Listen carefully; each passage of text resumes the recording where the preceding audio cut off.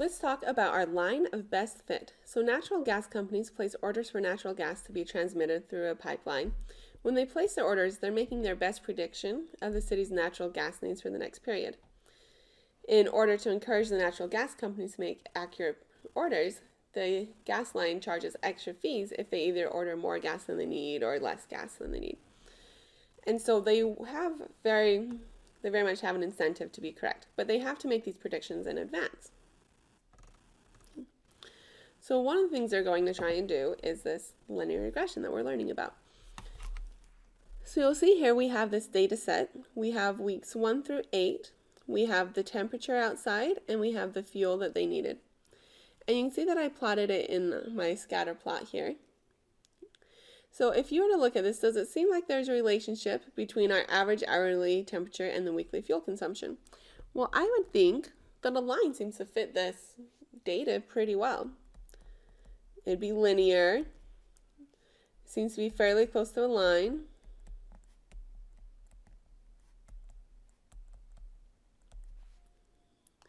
It's a negative association because it's going down.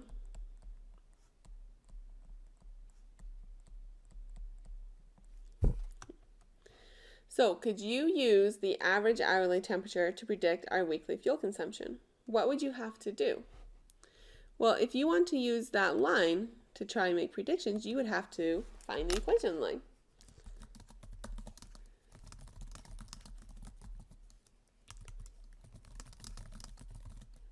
So then we can make predictions.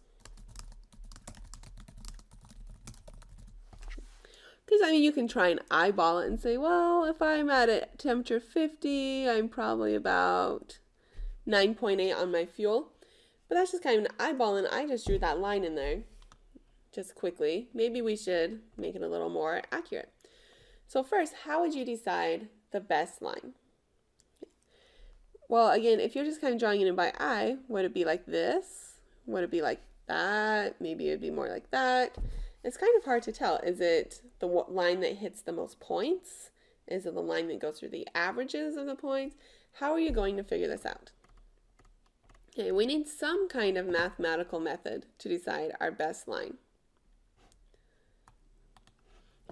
There are actually multiple ways that you can do this. The most common one is called least squares method to find our best line. So for each possible line, what we're going to do is we find the vertical distance between each point in the line. So I have here a diagram. So notice here's a point. Okay, here's the line. We'll find the vertical distance between the point and the line. So for each point, notice these red lines, these are my distance between the point and the line. So we find each one of these distances, and we square each distance so that the positives and negative values don't cancel each other out. And we add up the squares of all the distances between the points and lines. And then we pick the line with the smallest total square distance. So we're trying to pick a line. We try out lots of different lines, and the one that has the smallest differences or smallest distances between the point and the line is going to be our best line. So again, it's least because we want the smallest, and squares because we squared everything so that we didn't have positives and negatives canceling each other out. We do have to decide which variable is our x variable, our explanatory variable, and which one is our y, or our response variable in advance, because if you change your variables, you'll get different results for your equations. So let's talk a little bit more about our least squares method. When we actually find the line, we call it a regression line. That's why it's linear regression. So our least squares regression line is a straight line that describes how our response variable y changes as our explanatory variable x changes. We can use our regression line to predict the value of y for a given value of x. So our equation is we're going to have y hat equals b naught plus b1 times x. So remember in your math classes,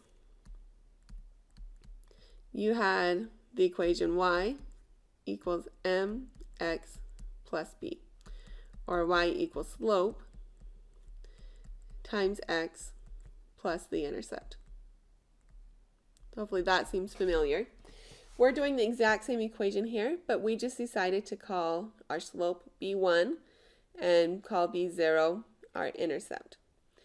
The reason we switched the order is it just makes more sense later on in other sections. Okay, so y hat is going to be our predicted y value.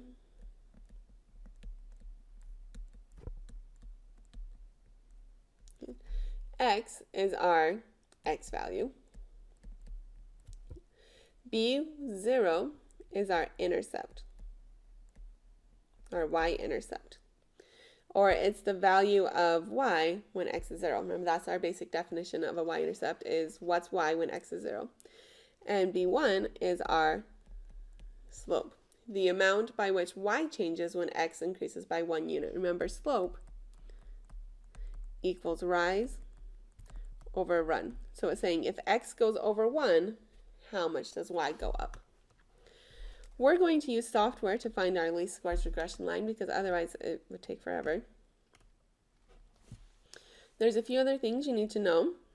The residual, or error, is our difference between our observed value and our predicted value. So if you take your observed value y and minus the predicted value of y, or if you want, we can do y minus y hat. So again, y is your actual value, y hat is your predicted value. You have correlation.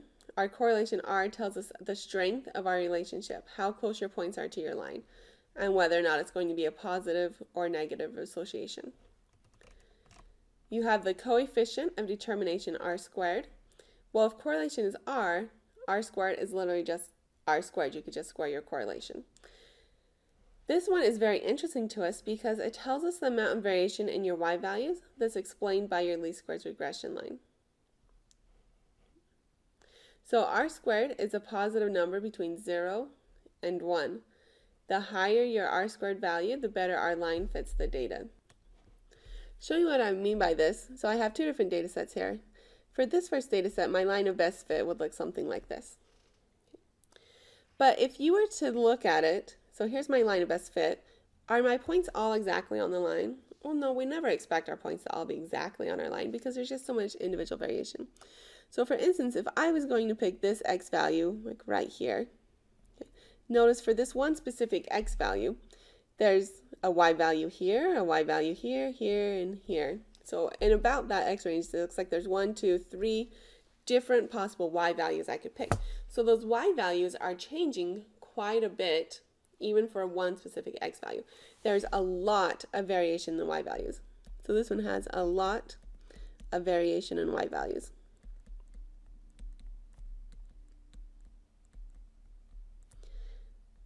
And it would probably have a pretty low R squared because in this one, there's so much variation in the y values, it would have a pretty low R squared. But this data set over here, notice the points are all pretty close to the line. And if I was to pick like an x value, well, it looks like there's only one y value there. There's not too much in my data set anyways. But there's not much variation in y values.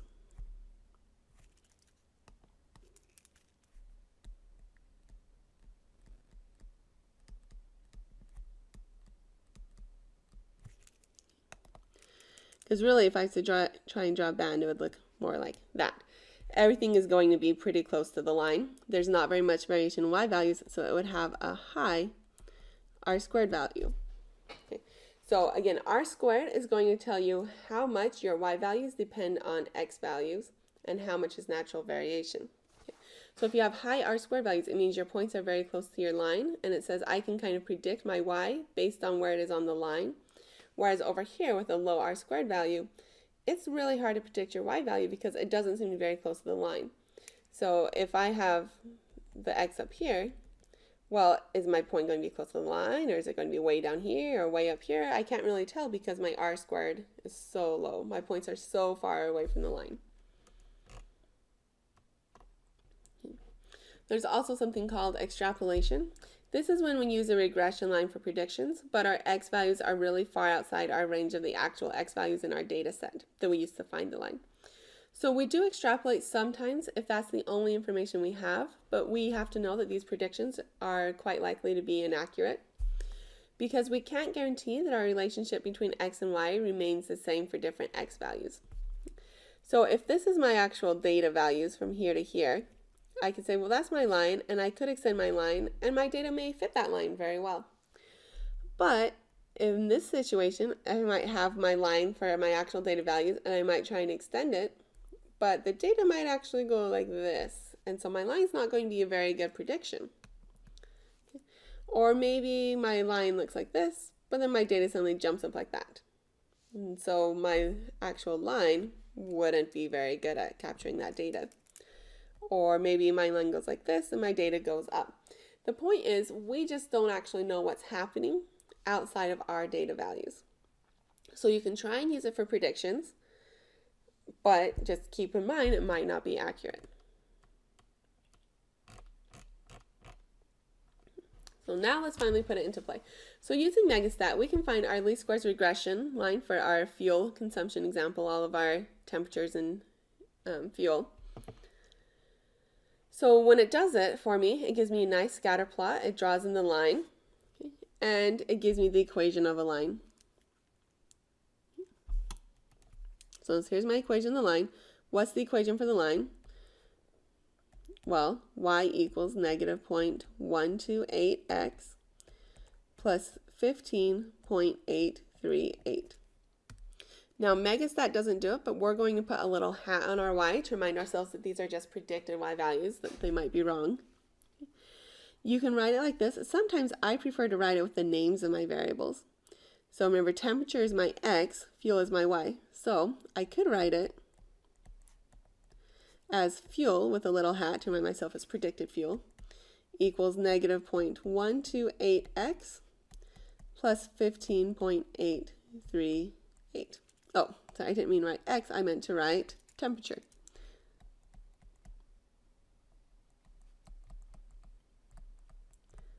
I preferred this method quite a bit because then when I look at it later, I know what I'm talking about.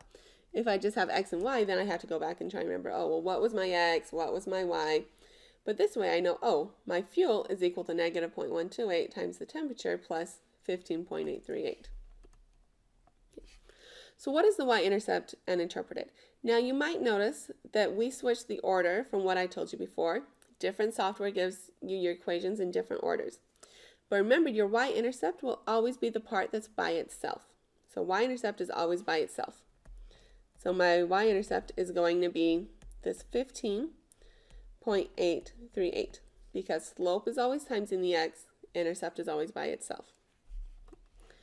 And interpret it. So a y-intercept is always, if x equals 0, what is y? That's always what y-intercept means. So in our case, we would say, well, if the temperature is 0, the predicted fuel is 15.838. And that actually seems like it could be fairly logical. What is my slope? And interpret that. So remember, slope's always the thing attached to the x, so negative 0.128.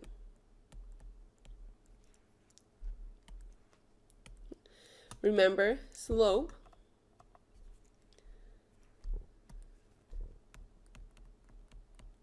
equals rise over run.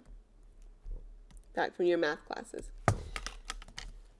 Or it means if x goes up 1, what happens, or how much does y go up?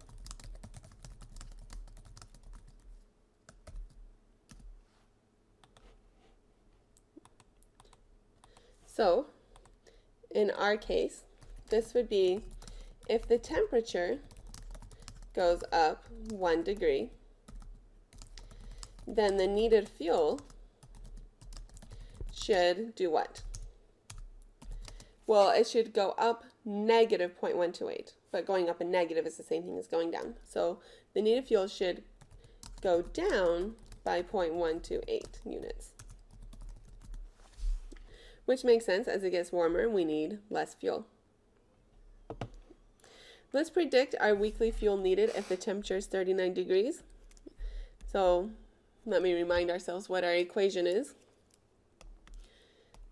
We said our fuel, our predicted fuel equals negative 0.128 times the temperature plus 15.838. So if the temperature is 39 degrees, just plug in my temperature equals 39 into our equation and see what we get. So my predicted fuel is going to be negative 0.128 times my temperature of 39 plus 15.838, which gives me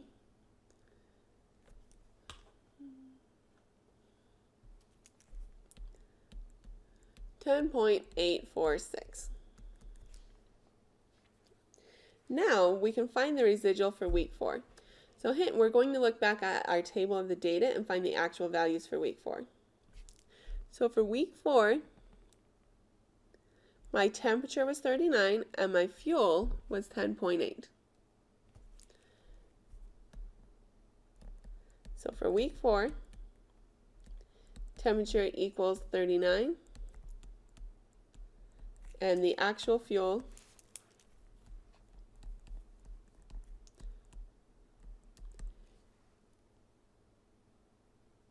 equals 10.8. So for our residual, the residual equals the observed y, your actual y, minus your predicted y. So in our case, our actual y was 10.8. Our predicted y, notice up here I did 39 degrees and I got a temperature of 10.846. So this gives me negative 0.046.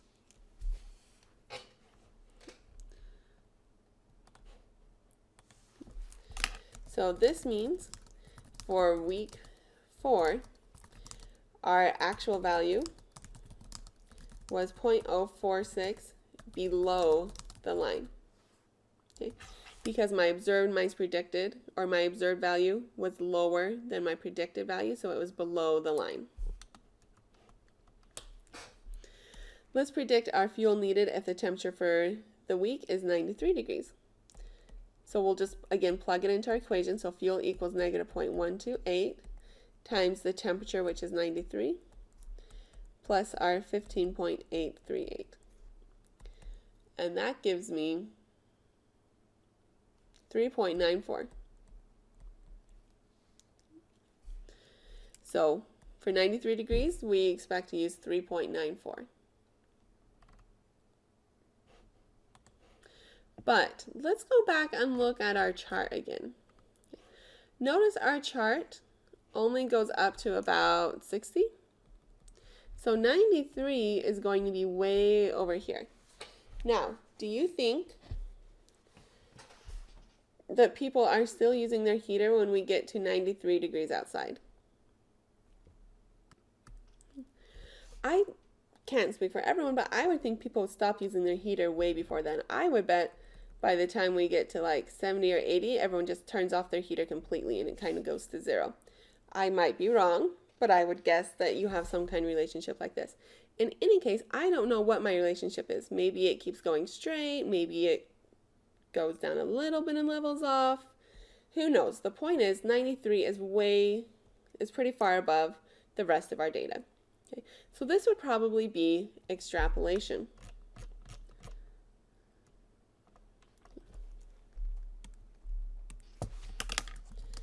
So for a temperature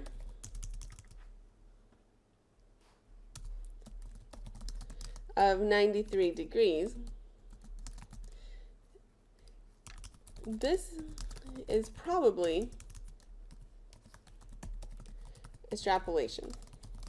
Our data only goes from 28 to 62.5 degrees.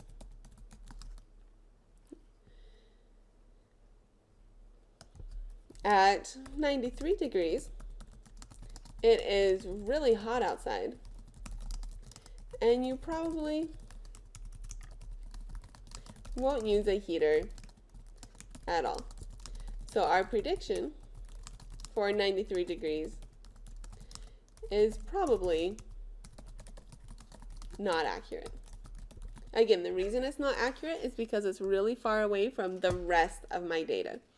Anytime that happens, you know that your line might not continue in that same manner, and so your predictions might not be accurate.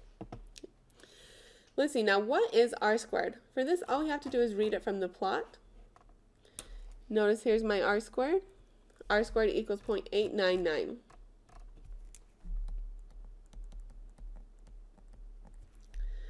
But you do have to interpret it. So my interpretation goes something like this. I'd say like, so we can explain 89.9% of the variation in the y values, so the fuel values, by the line. Okay, so it's always how much of the variation in the y values you can explain by your line. Or in our case, by the line, meaning what temperature it is. So if I know the temperature, I can do a pretty good prediction of my fuel because our line is explaining almost 90% of the total variation in the y values. So that's very good. And what is the correlation? And we need to interpret it. Now remember, well, let's do that in a sec, I guess. So my megastat that I got right now didn't tell me my correlation, but it did tell me r squared. So r should just be the square root of r squared. So the square root of 0.899 gives me 0.948. But technically in a math class, when you take the square root, you have to do a plus or minus. So our question is, should this be positive or negative? You have to figure that out yourself. So based on our data, does that look like it should be positive or negative slope? This should be a negative association, so r should be negative. Also, notice my slope, negative 0.128, is negative. That means my correlation is negative. So we're going to have r equals negative 0.948. Okay, because looking at the graph, the association is negative. Also, the slope is negative. So we're going to pick negative for our correlation. So r equals negative 0.48, or 948, means the line goes down, and that's pretty close to -1, so it is a pretty strong association. That's really a very strong association. If you get one that high, you'll be pretty happy. So again, if your computer output only gives you the value of r squared, you have to take the square root to find the correlation r. But you have to look at the plot or the slope of the line to decide if r should be positive or negative. There's a problem for you to try here. Let's talk about logical or practical interpretations for our y-intercepts. Sometimes our y-intercepts don't actually have a practical or a logical interpretation. So for example, if you were predicting sales price based on the weight of a product and you discover that the price for a 0-pound product is -23 as your y-intercept, that doesn't make any sense because no one is going to pay you $23 to take a 0-pound product. Okay? That doesn't mean that our y-intercept is wrong. It just means that we picked the y-intercept that makes our line the best fit for our data. So it is possible to ask your software to force the line to go through the point 00, which would have maybe a more practical interpretation, but then your line won't fit your data as well. So here's one data set where you can see that I made the line go through 00. Does it seem like it's fitting the data? It doesn't seem to fit the data at all, right? And look how slow this r squared value is. This is a very low r squared value. The line does not fit the data.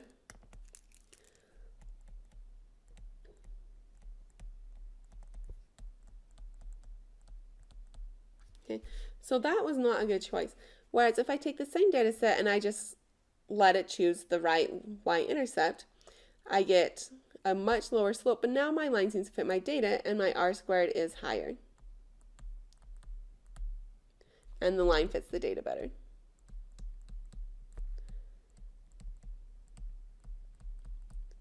There's still a lot of variation in my y values, and so my r-square still isn't super high, but my line fits the data much better. So forcing the line to go through 0, 0 is very rarely a good decision. I don't even know why it's still in the software, because it usually means our line is not going to fit our data very well. So just again, when you get a y-intercept that doesn't seem to make any sense, it's just because it's trying to make it so your line fits your data better.